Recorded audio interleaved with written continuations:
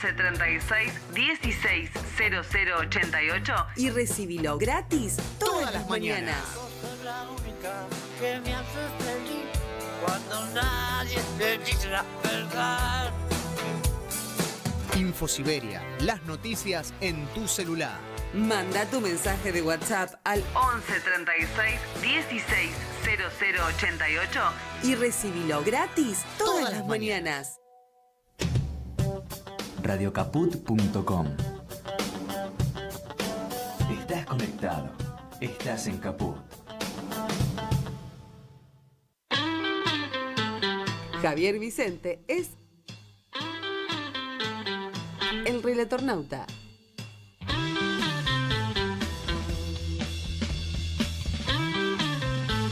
El relatornauta. Los martes y jueves a las 15 en Caput.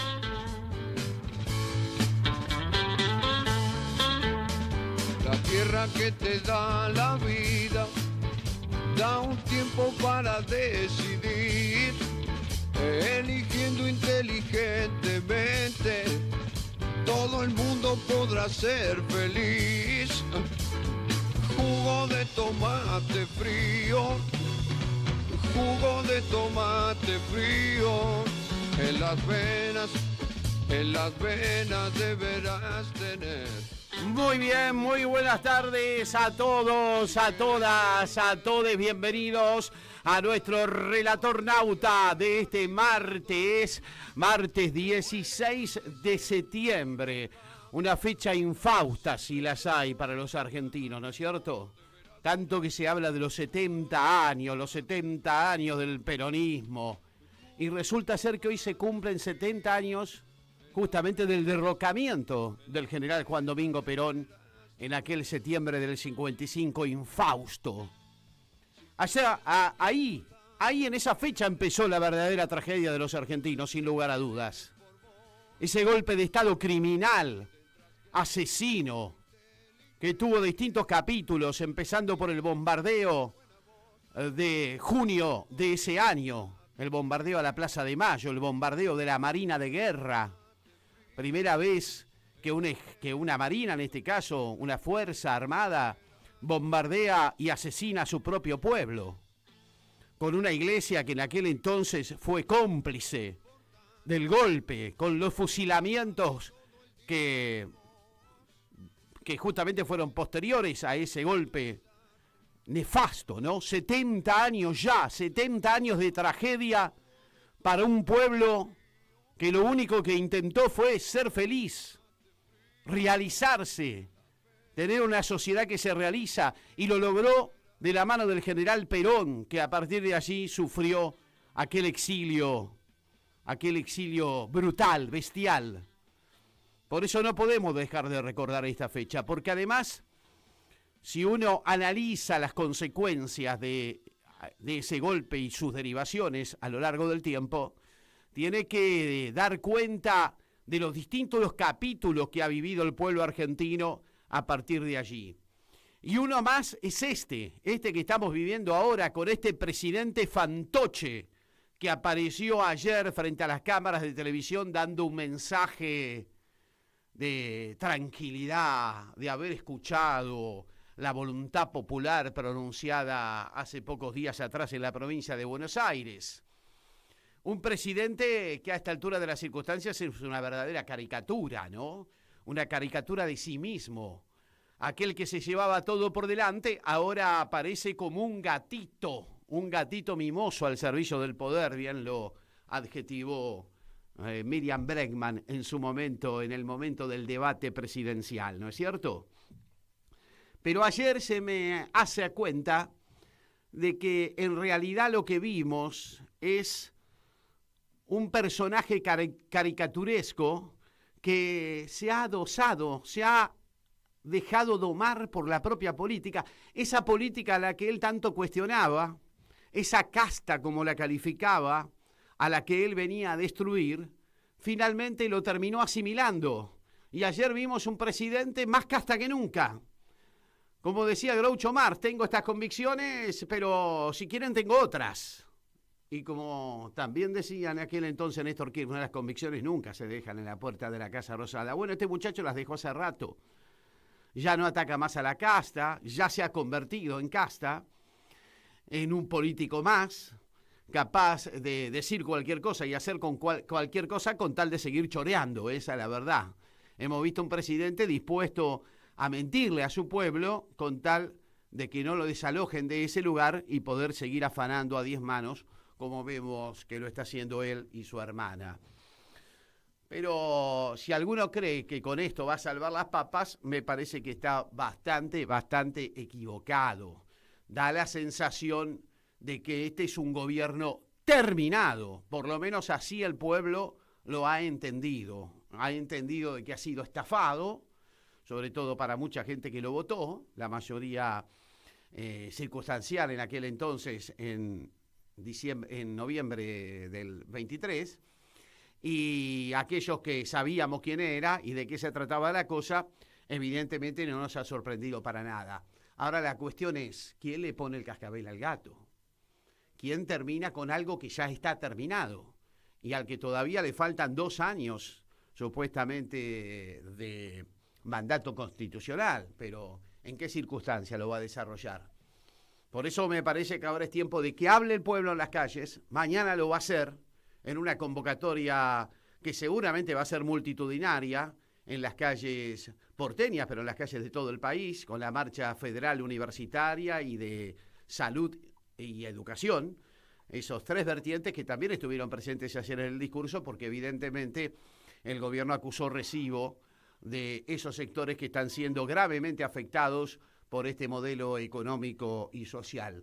Y después también será el turno de la política. En este caso, el Palacio y la calle, una vez más. La calle y el Palacio, que estará tratando los vetos del presidente, tanto a la ley del financiamiento universitario como a la ley del Garrahan en particular. Pero bueno, vamos a hablar con Mariano Kestelboim. Él es economista, alguien a quien seguimos a través de las redes sociales y que de alguna manera viene anticipando este contexto en el que se está desarrollando la política económica del gobierno actual. Ya mismo lo saludamos. ¿Qué tal, Mariano Kestelboim? ¿Cómo te va? ¿Qué decís? Buenas tardes. Gracias por atendernos aquí en Radio Caput. Te saluda Javier Vicente. Buenas tardes. Todo bien, gracias a ustedes. Bien, bien. Aquí siguiendo la saga de acontecimientos. Vos venís a través de las redes sociales, específicamente a través de tu Twitter, de la red X, un poco anticipando lo que está pasando en materia económica con este programa del gobierno, que bueno, que sigue apostando al atraso cambiario, que sigue apostando a algunas variables que parecen ya por parte del mercado le han tomado la mano, ¿no? ¿Cómo lo ves? Sí, claramente se terminó el grifo de endeudamiento externo. El gobierno nacional estuvo hábil en 2024 con ese blanqueo que permitió un ingreso de capitales muy importante, que le dio oxígeno al modelo de acumulación financiera. Pero bueno, en este año ya eso se había agotado, entonces tuvo que acudir de emergencia al Fondo Monetario Internacional, y el crédito del fondo también se está acabando. Entonces llega un momento en el cual los operadores del mercado se dan cuenta. ¿Sabes qué? Me escucho con mucho eco. Ahí te lo corrige nuestro operador, Mariano. Vale, gracias. No, tranquilo. Bueno, un poco lo que se denomina el cuello de botella, ¿eso es lo que estamos viviendo en materia económica, sobre todo en el sector externo, Mariano? Sí, cuello de botella vinculado a un negocio financiero que... El negocio financiero no genera dólares genuinos. Uh-huh. Lo que hace el negocio financiero es extraer dólares. Pero bueno, con este modelo no hay posibilidad de generar dólares si no es vía endeudamiento. Bueno, volvemos un poco. No consiguió convencer los mercados, se terminó. Vos decís que esto está terminado, ¿no es cierto? Este modelo de Caputo está terminado. Totalmente terminado. Ya no hay chance de que la dé vuelta. pero de ninguna forma. Estoy completamente seguro porque los vencimientos que tiene de acá a enero son de 8.000 millones de dólares y solamente tiene reservas disponibles de 7.000. Y eso, bueno, lógicamente los operadores financieros lo ven y están rematando sus activos en pesos para hacerse de dólares y retirarse del mercado argentino. Un poco lo que en su momento señalaba Cristina, ¿no? El quid de la cuestión es la necesidad de generar dólares, algo que no ha hecho el gobierno en todo este tiempo. No, para nada. Lo que hizo fue destruir capacidades productivas. Argentina en los últimos meses, en los últimos 2 años, fue arruinando a muchas empresas. No importaba si eran exportadoras, si eran sustituidoras de productos importados. No le interesó si el consumo se abastecía de productos importados, si los servicios de turismo no se prestaban en el país, sino en el exterior. No le interesó la economía real. Y hoy, con las tecnologías de la información y la comunicación mucho más dinámicas, este modelo que en otros momentos también se había aplicado, está más rápido. Claro. Muchísimo más rápido que lo que le pasó a Caputo durante el gobierno de Macri, digamos, ¿no? Pero muy parecido en el desenlace. Sí, mucho más rápido por 2 motivos.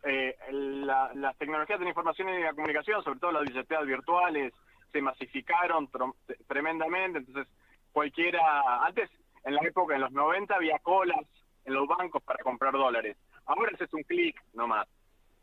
Claro.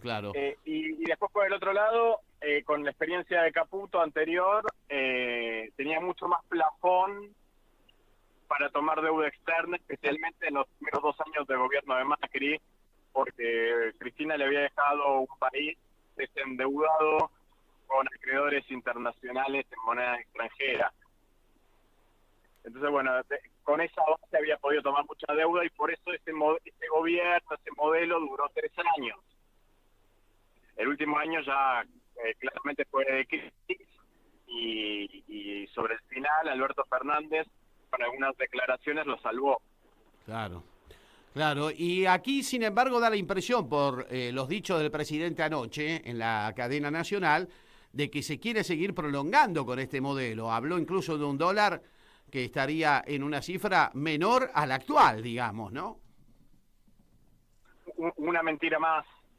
Se caracterizó este gobierno en boca del propio presidente, pero también del ministro y de sus asesores, por decir mentiras todo el tiempo. Decían que iba a bajar el dólar, que iba a bajar la inflación, que la actividad iba a crecer como pedo de uso. Dijeron muchas cosas mentirosas, también que las reservas iban a superar los 50.000 millones de dólares. No, la verdad que tomar la palabra del presidente, de este presidente, no creo que tenga ningún valor. Por el contrario, me parece que en todo caso hay que hacer lo contrario de lo que diga el presidente. Claro, pero por el momento siguen gobernando el país y vamos a ver qué pasa en los próximos días e incluso con una elección por delante, ¿no, Mariano? Sí, así es. Me parece que para la elección falta todavía bastante, sobre todo por la dinámica reciente de los mercados financieros. Va a estar muy complicado el gobierno en estas próximas semanas. Y lo más triste de todo es que eso después termina golpeando a los sectores más vulnerables, porque esto va a repercutir en el precio del dólar y eso va a generar más inflación todavía. O sea, vos ves un dólar todavía más arriba de lo que está actualmente, digamos, para los próximos días. Sí, sin lugar a dudas. Ya está descontrolado. El discurso del presidente de ayer trató de generar un clima positivo, pero eso no dura nada. Si no van palabras acompañadas de un ingreso de capitales real en el país, los operadores financieros van a seguir vaciando el país lo más rápido que puedan. Claro, pero esto va a traer consecuencias sociales gravísimas. Más allá de que algunos sectores de la economía pueden llegar a dinamizarse, ¿no? Con un mejor dólar, con un dólar más competitivo. Sí, sin duda va a haber más desigualdad, más destrucción de capacidades productivas, más desempleo, además de miseria, pobreza. Es el modelo, ya lo conocemos, Javier. No es la primera vez que se aplica en este esquema de políticas económicas en la Argentina, y para colmo, en esta oportunidad se está haciendo con mucha más intensidad. A esta altura de las circunstancias, más que una solución económica, ¿vos vislumbrás la necesidad de una salida política a esto? No le alcanza. No le alcanza. Y no creo que la pueda construir por su forma de gobernar, su estilo de gobierno. No creo que la pueda conseguir, y tampoco en caso de supuestamente que me esté equivocando y que la pueda conseguir, tampoco es suficiente, porque necesita también los capitales. Necesita un ingreso de capitales por el modelo que viene aplicando. Es un modelo de endeudamiento externo. Si no ingresan capitales para el negocio financiero, se termina. Y no, ayer era la oportunidad de que lo anunciara y no lo anunció. Eso significa que no van a ingresar capitales. ¿Y eso no lo puede reemplazar con dineros del Fondo y del Tesoro de los Estados Unidos? A ver, el Fondo y el Tesoro de los Estados Unidos, ya por la evidencia histórica, es evidente que es lo mismo. Que las decisiones del Fondo son las decisiones del Tesoro y las del Tesoro son las del Fondo. No hay una disidencia de intereses ahí. Lo que podría llegar a conseguir es que el de los 20.000 millones que aprobó el Fondo y que ya se entregaron 14.000, se adelanten los 6.000 restantes. Claro, le Pero permite, eso gana lo anunciado ayer Milei. Claro. Y como no lo anunció, no lo han conseguido. Claro. Lo que le hubiese permitido ganar un poco de aire de aquí a octubre. Para finalizar, Mariano, ¿qué nos recomendarías a los ciudadanos de pie que nos enfrentamos otra vez frente a una de esas mega crisis que se lleva todo puesto, no? Bueno, tratar de reservarse lo más posible. Hay que trabajar en lo que se pueda, y tratar de ser muy cuidadosos con los gastos, y el que tenga alguna posibilidad de ahorro, me parece que hoy de vuelta tiene que preservar sus ahorros y buscar una moneda dura en el momento del dólar, porque lamentablemente estas políticas están haciendo de vuelta mucho daño a la moneda nacional. Muchas gracias, Mariano Kestelboin. Hasta la próxima. Por favor, un gusto. Saludos.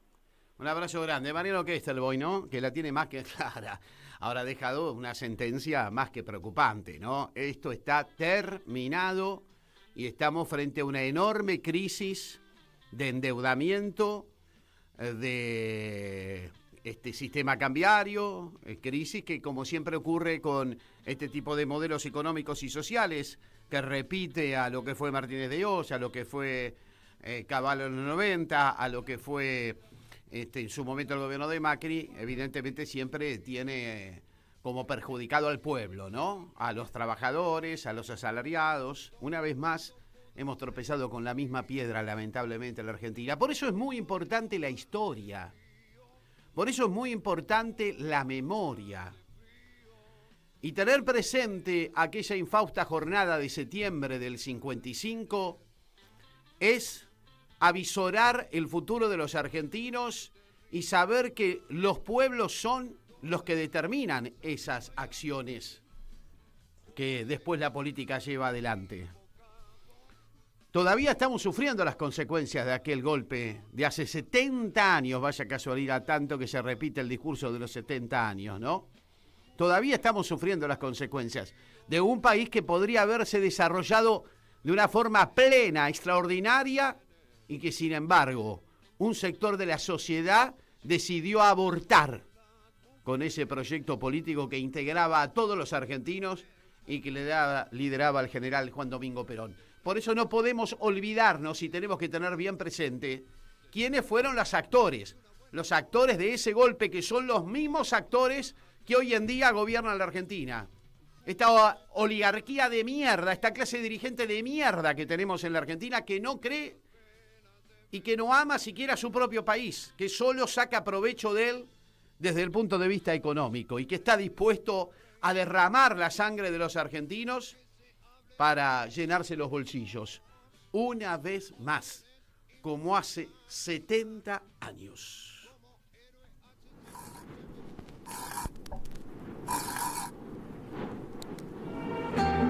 En medio de las profundas transformaciones generadas en el país por el gobierno de Juan Domingo Perón, desde 1951 empezaron a sucederse intentos golpistas surgidos desde distintos sectores de las Fuerzas Armadas con el apoyo de dirigentes de la oposición.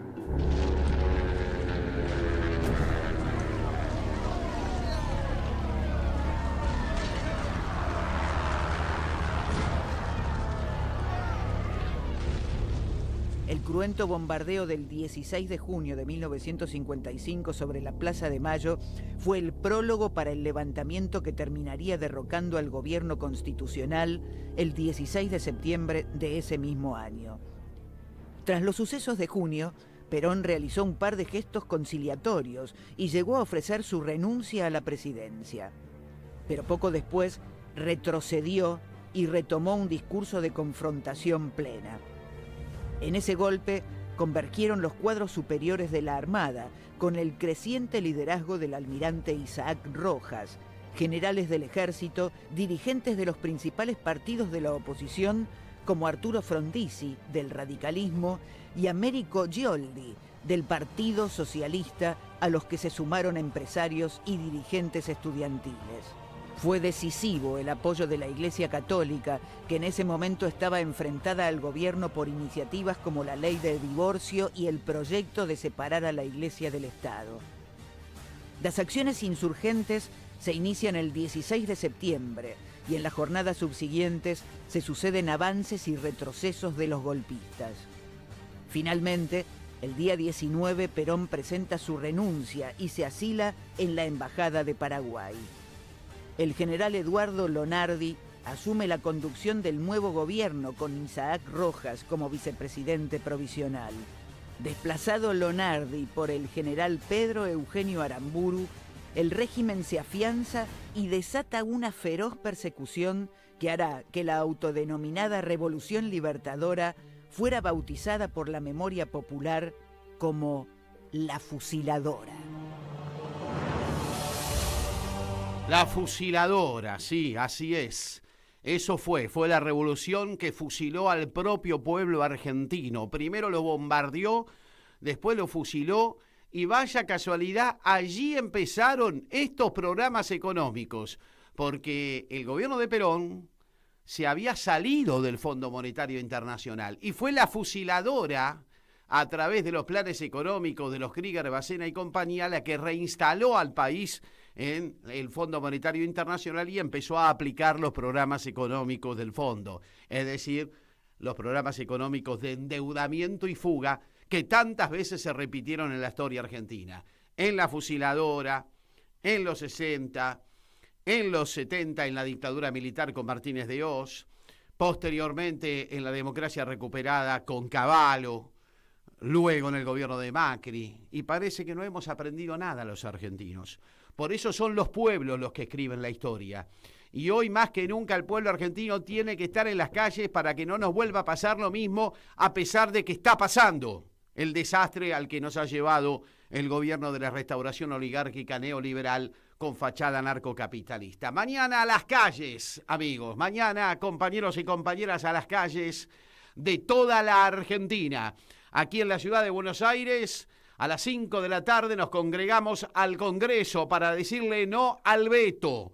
Todos al Congreso de la Nación en defensa de la universidad pública y la salud pública, porque también se va a estar tratando el tema del Garrahan, Así que mañana ganamos las calles otra vez, porque el pueblo tiene que ser protagonista para que no nos vuelva a pasar la misma historia. Los pueblos son los que construyen la historia, los que hicieron el 17 de octubre del 45 y los que hicieron también aquel 2001 que permitió que Néstor Kirchner llegara al gobierno y lográsemos los 10 años, los 12 años de la década ganada. Así que es muy importante que mañana ganemos las calles junto a los universitarios, junto a los trabajadores del Garrahan.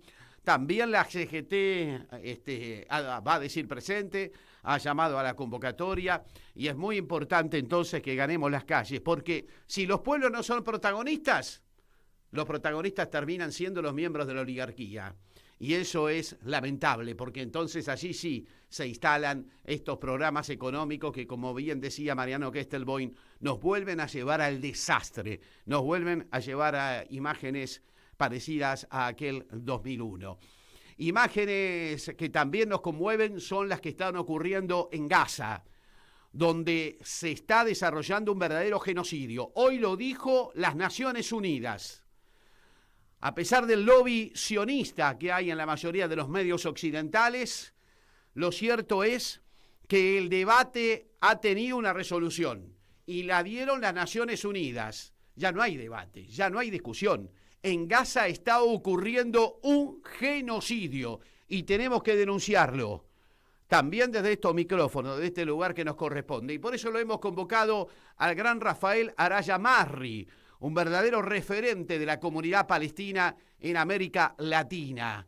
Ya lo tenemos del otro lado de la línea. Gracias por atendernos, Rafa. Un abrazo grande. ¿Cómo estás? Te habla Javier Vicente aquí desde Radio Caput.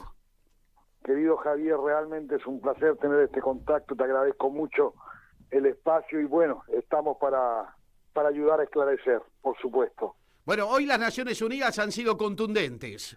Lo que hay en Gaza es un genocidio por parte del Estado israelí.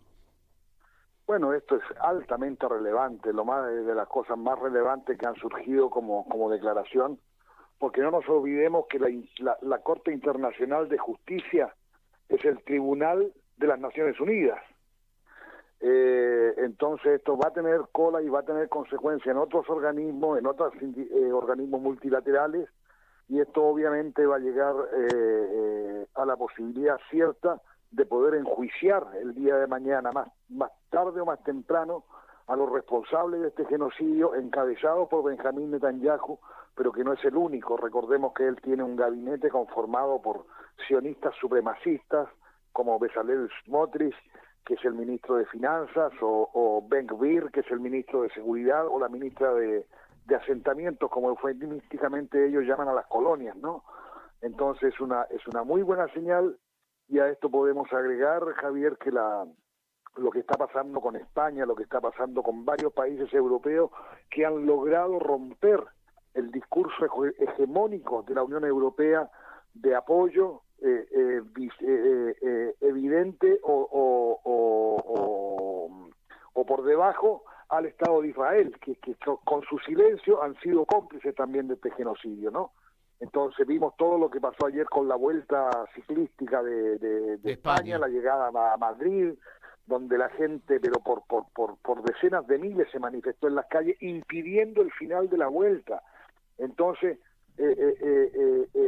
es digamos una acción anti-sport washing, que se llama, porque el sport washing es el lavado de cara de Israel a través del deporte, ¿no? Entonces ahora vendrá probablemente la resolución de la UEFA para impedir la participación israelí en los partidos de fútbol de las eliminatorias de la Eurocopa. Vendrá seguramente otro tipo de sanciones a nivel internacional. España también dijo que no iba al Festival de Eurovisión.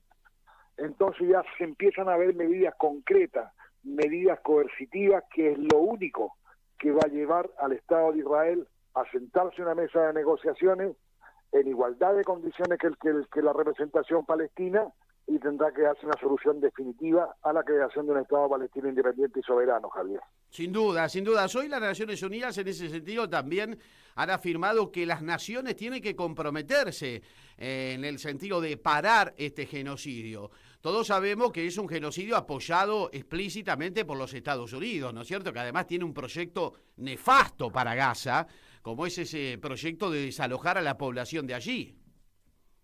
Absolutamente, es decir, tristemente las Naciones Unidas no tienen un poder de coerción sobre el Estado de Israel y se quedan más bien en lo declamativo. Yo estoy con muy buena expectativa respecto de la próxima Asamblea General que comienza el próximo lunes, Javier. Ajá. Porque el día lunes mismo se va a hacer la conferencia internacional para apoyar la solución de los estados, que es una iniciativa que de manera conjunta presentaron España y Arabia Saudita. Y si recordamos que hace 5 días atrás, por 143 votos a 10, tristemente entre los 10 estaba la Argentina, con el voto en contra de la creación del Estado palestino, esto va a tener un peso enorme en la decisión de los estados. Y en la declaración de la reunión de Qatar, de la Liga Árabe y los países islámicos, la Organización de Países Islámicos, que son 57, van a pedir formalmente a la Asamblea General la suspensión de la membresía israelí ante las Naciones Unidas.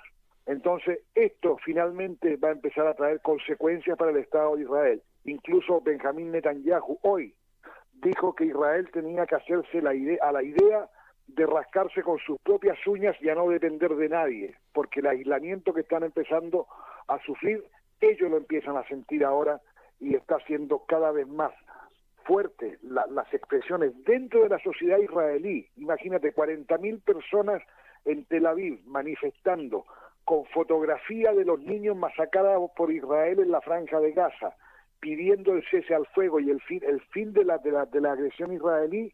Súmale las protestas de los familiares de los cautivos por Hamás y te presenta un cuadro que no es miel sobre hojuelas para Benjamín Netanyahu. Es decir, se comienza a romper su propio frente interno y esto también va a coadyuvar a la resolución del conflicto, si Dios quiere, Javier.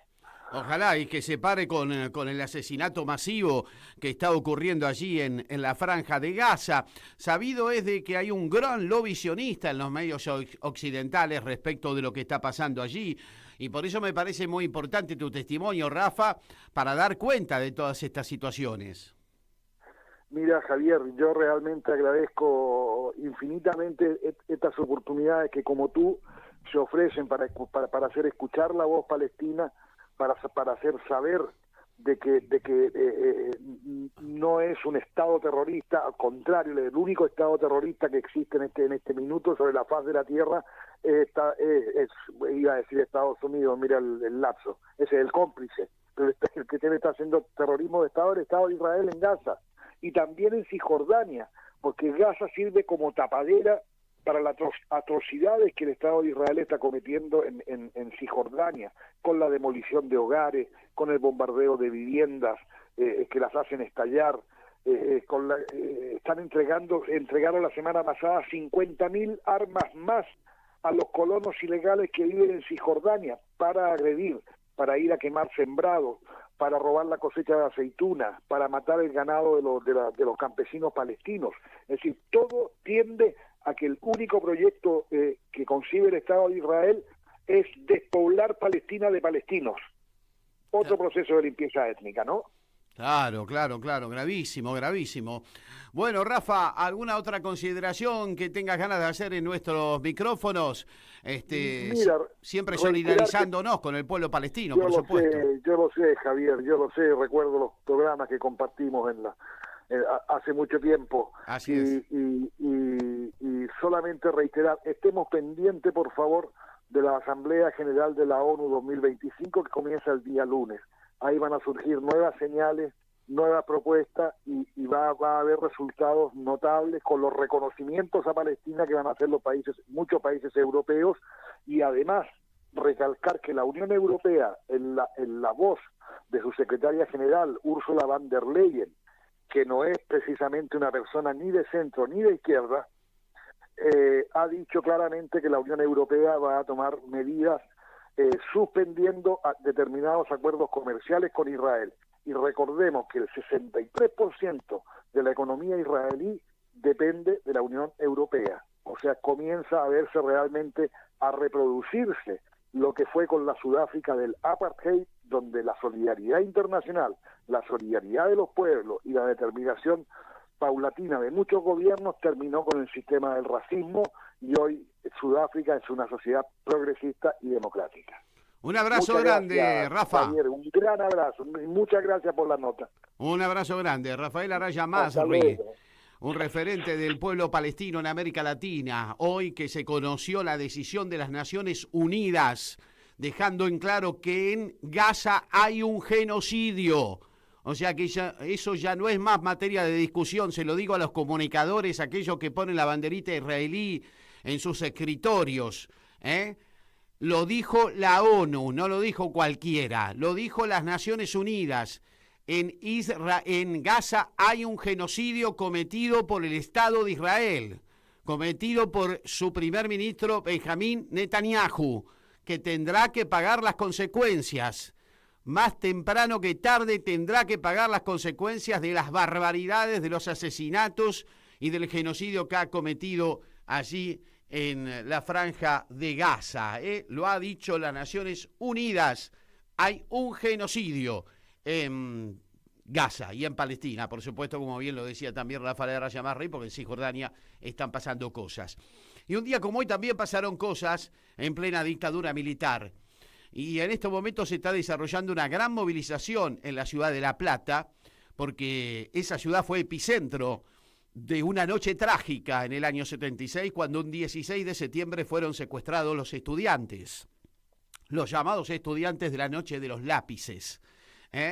Tanto Camps como Checolás, los responsables de aquel secuestro, de los pibes que peleaban por el boleto estudiantil, eligieron esta fecha adrede. No fue casualidad que secuestraran a los pibes un 16 de septiembre. Lo hicieron para homenajear a la revolución fusiladora, porque había una continuidad clara en ese sentido entre la fusiladora y la dictadura genocida del 76.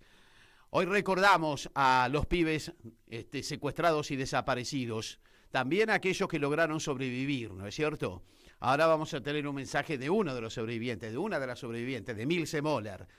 Pero primero un documental que da cuenta de que los lápices, a pesar de todo, siguen escribiendo. Seguía siendo buena alumna y más de una vez los profesores me decían, pero Moller, ¿para qué se mete en esas cosas siendo tan buena alumna? Profesor, le decía yo, porque soy buena alumna, porque no lo hago para perder las horas, sino porque estoy convencida de que estas cosas se tienen que hacer. Mi nombre es Emilce Moller. En la madrugada del 17 vinieron hombres armados, encapuchados a mi casa. Bueno, y así vinieron a secuestrar y a buscar una estudiante de Bellas Artes, una estudiante secundaria. Mi nombre es Claudia Julia Chocchini. Tengo una hermana que se llama María Clara Chocchini, desaparecida el 16 de septiembre de 1976 en la denominada Noche de los Lápices. Se llama al estrado al señor Pablo Alejandro Díaz. Relátenos sintéticamente las circunstancias de ese hecho que lo perjudicara. Las preguntas que me hacían era que le diga un nombre. Me desnudan, me ponen en una especie de catre, me atan, empezaron a quemarme los labios, genitales, me sacan, me dejan un tiempo, se siente un olor como que lo están quemando a uno. Yo no sé cuánto tiempo me tuvieron, uno se olvida el tiempo ahí. Después me sacan, decinos un nombre y te dejamos. Yo fui a la brigada de investigaciones de Quilmes hasta diciembre, permanecí en ese lugar. Después fui a la brigada, a la comisaría de Valentina Alsina, y en el año 77, con 17 años, entro a Villa Devoto, hasta abril del 78, que me dan la libertad vigilada.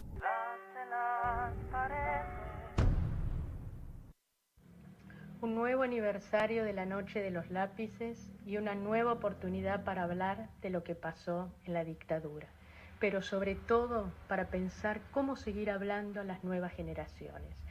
Vivimos en una época en que la información abunda. Sobre la dictadura tenemos libros, películas, documentales, fallos judiciales, testimonios de víctimas y sobrevivientes. Nunca hubo tanta evidencia irrefutable disponible. Y sin embargo, esa abundancia no siempre se traduce en consensos sociales ni en avances hacia más derechos, porque no alcanza con que algo esté dicho. Hay que hacerlo propio en la vida cotidiana. De nada sirve el dato si no hay un pensamiento crítico que lo jerarquice, que lo valide. Y eso también debemos aprender a hacerlo. Porque las voces negacionistas, bajo la excusa de traer otra campana, falsean la verdad histórica. Relativizan los hechos, los distorsionan, los banalizan.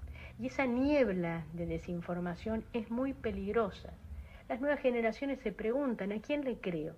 ¿Al sobreviviente o al influencer con miles de likes? ¿Cómo diferencio una sentencia de un tuit? Por eso es urgente volver a dar sentido a las palabras. Palabras que corren el riesgo de vaciarse si no las cuidamos. Lesa humanidad, terrorismo de Estado, desaparición forzada.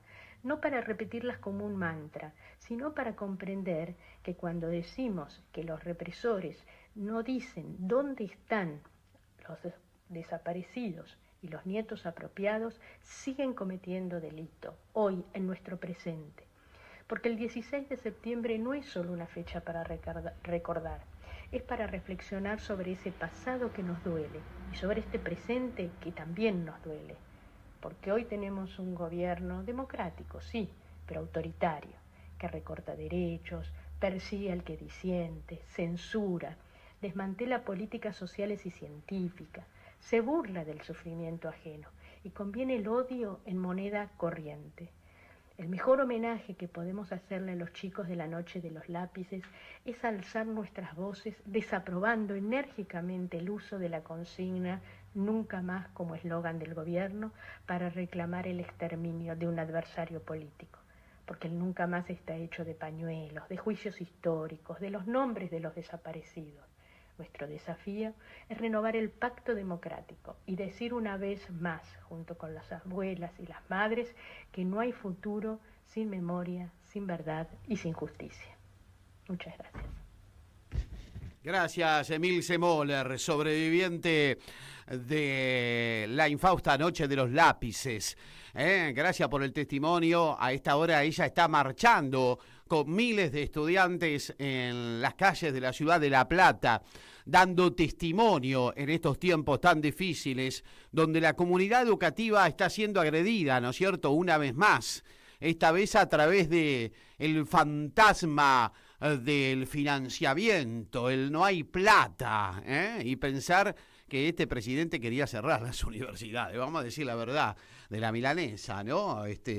Por suerte, la comunidad educativa lo enfrenta, lo confronta y lo va a seguir confrontando en las calles mañana con esa gran movilización popular. Pero los lápices siguen escribiendo y esto es lo importante, la memoria, dar testimonio, como lo está dando Emilce Moller, sobreviviente de esa tragedia que fue el secuestro de los pibes, muchos de ellos desaparecidos, como veíamos en el documental, en plena dictadura militar. Y vuelvo a reiterar, no es casualidad, hoy es un día de memoria, hoy es un día 16 de septiembre, sin duda que es un día de la memoria, de la verdad y de la justicia.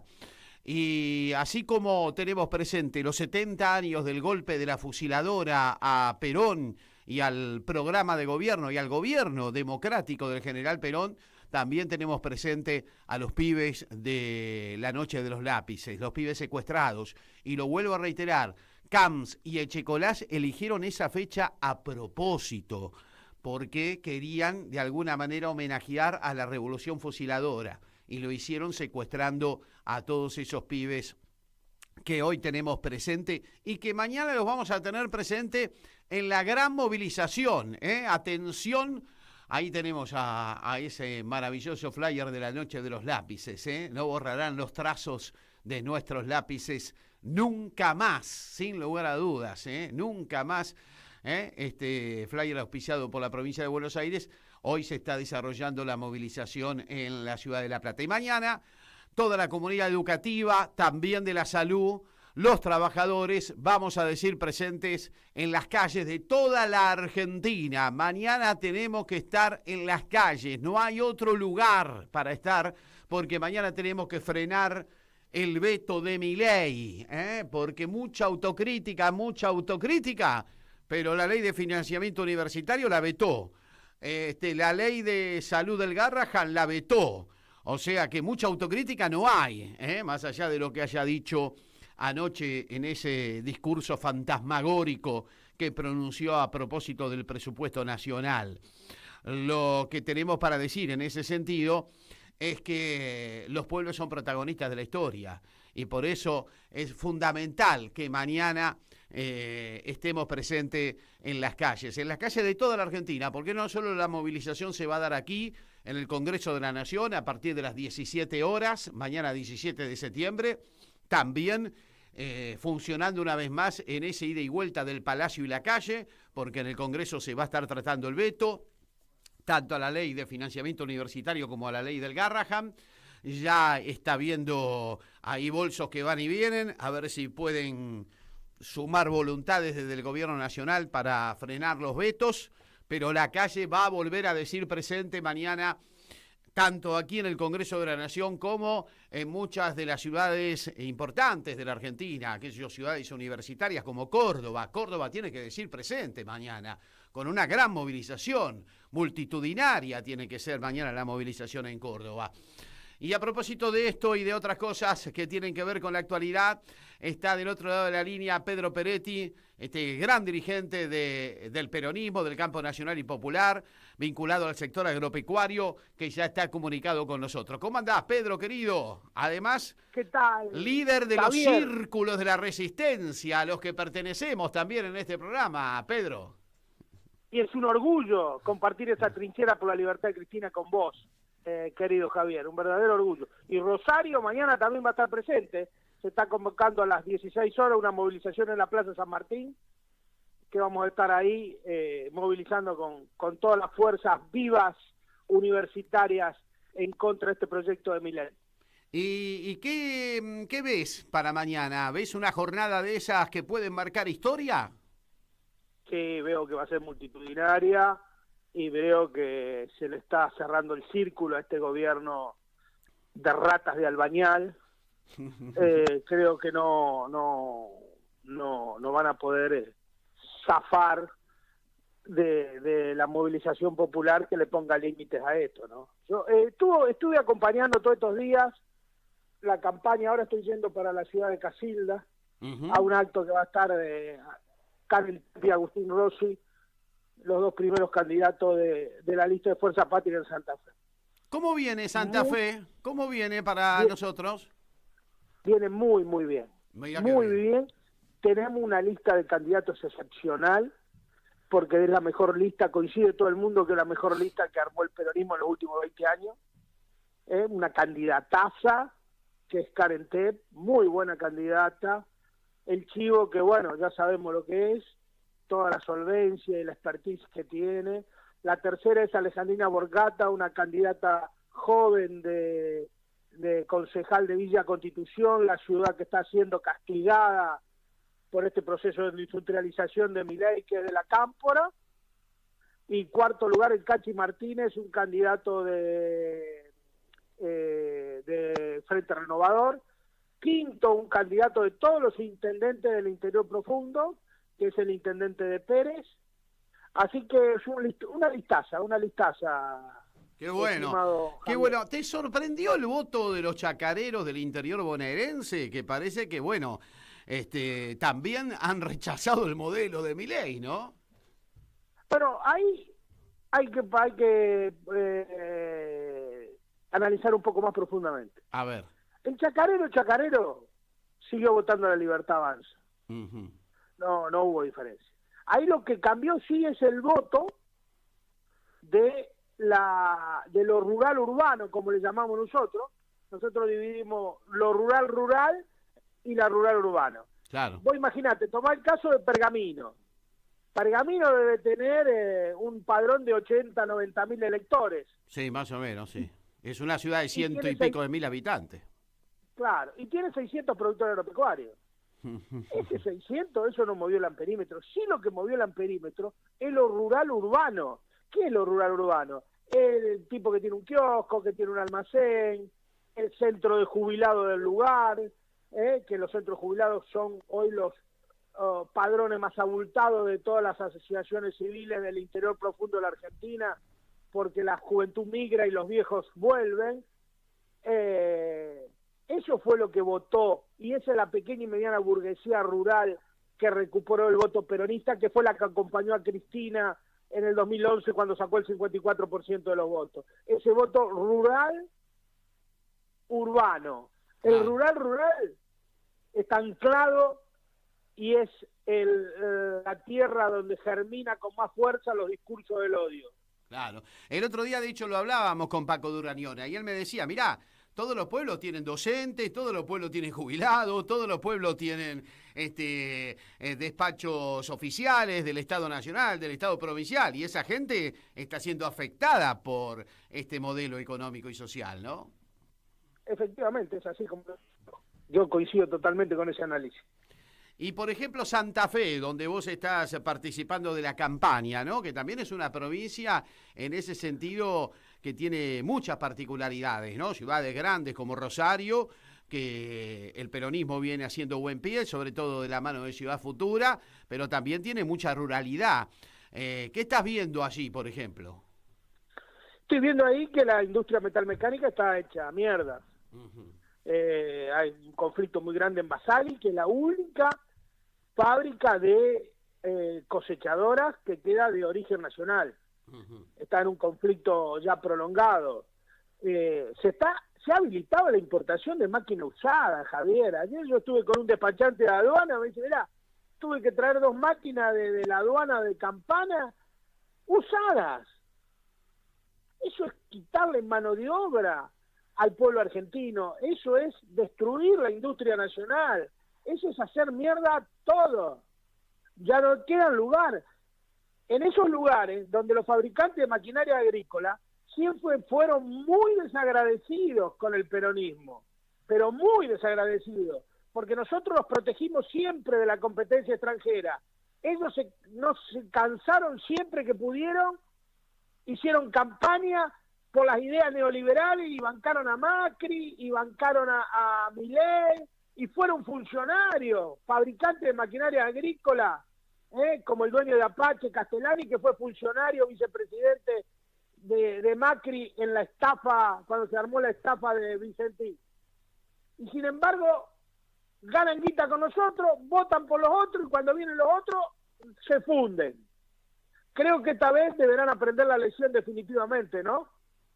Esperemos. Vos fuiste muy optimista en la previa de las elecciones bonaerenses, mucho más que yo. Mucho más que yo. ¿Qué te parece? ¿Y qué pronóstico haces para octubre? No, creo que ganó. Es otra elección. Es otra elección. Es otra elección. Otra característica. Creo que ganamos sí bien, porque el deterioro del gobierno de Milei es muy grande, pero Milei tiene muy malos candidatos, fundamentalmente en la provincia de Buenos Aires, pero creo que es otra elección. Creo que van a aparecer nuevos protagonistas en esas elecciones. Creo que algunos sectores van a tener parte del voto que nos acompañó, por ejemplo, en la provincia de Buenos Aires. Creo que puede mudar a otras listas. Pero vamos a ganar bien. Bien. Bueno, Pedro, mañana esperemos que sea una gran jornada. Hoy es un día de memoria. Hoy estamos recordando los 70 años del golpe de la fusiladora. Ahí empezó la verdadera tragedia de los argentinos, no te quepa la menor duda. También estamos recordando a los chicos secuestrados, una noche como hoy, en la noche de los lápices, así se la denominó. Y mañana yo creo que la memoria también va a decir presente en las calles de todo el país, ¿no es cierto? Hoy recordamos los 2 hechos conmocionantes, pero uno, el del golpe del 55, fue clave en la destrucción de este país. En el mismo día que le quitan los derechos civiles al golpe de nuevo cuño que hubo en la Argentina el 15 de junio cuando detuvieron a Cristina Fernández de Kirchner. Ese fue un golpe de Estado. Algunos lo pueden llamar blando, otros lo pueden llamar golpe de nuevo Estado, nuevo cuño, otros lo pueden llamar López, llamarle como quiera. Pero es un golpe de Estado que alteró las reglas constitucionales de la República Argentina y que tenemos una democracia tutelada, intervenida por 3 sujetos de la Corte, que impiden que el pueblo argentino se exprese libremente. Eso es un golpe de Estado. Y eso lo tienen que ver los compañeros nuestros, fundamentalmente, que están mucho más preocupados en integrar una lista que en luchar por una democracia plena en la República Argentina. Coincido completamente contigo, Pedro. Así que desde aquí una vez más reclamamos por Cristina libre, sin lugar a dudas. No hay democracia, con la principal líder del pueblo argentino proscripta. Eso está más que claro, ¿no? más que claro. Y también la libertad de todos los compañeros, de ¿no? todos. Como Milagro y todos los que están presos, pero bueno, hay que ir por un emblema, y el emblema y la conductora, por lo menos para mí, es Cristina. Coincidimos. Un abrazo grande, Pedro. Salud y cosecha, querido amigo y compañero, gran abrazo. Un gran abrazo. Pedro Peretti charlando con nosotros en la previa de una jornada que promete ser histórica mañana, ¿eh? Bueno, mañana nos encontramos en las calles, junto a todos ustedes, diremos presentes en las calles de toda la Argentina.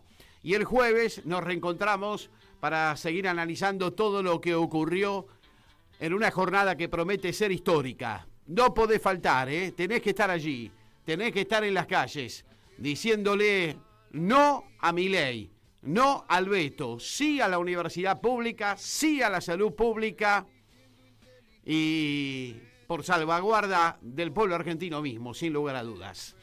Nos encontramos mañana y la seguimos el jueves. Gracias, Martín Loza. Hasta el jueves. Jugo de tomate frío en las venas deberás tener. Si quieres ser un terrible vago, todo el día pasa arriba y a dormir. O elegiste ser un tipo capo, siempre serio y que da temor, deberás tener. Jugo de tomate frío, jugo de tomate frío, en las venas deberás tener.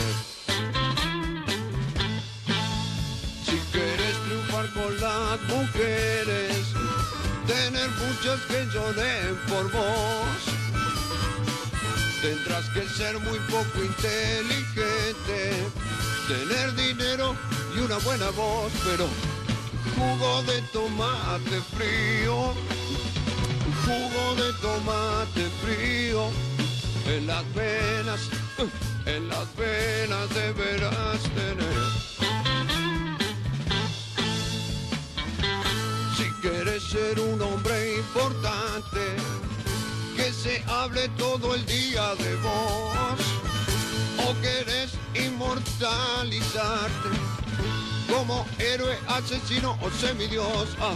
Jugo de tomate frío, jugo de tomate frío, en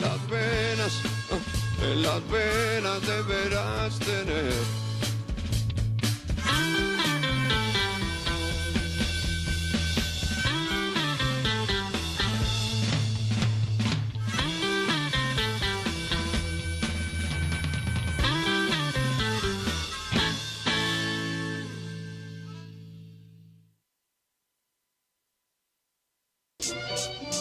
En Caput había un viejo. pasan cosas.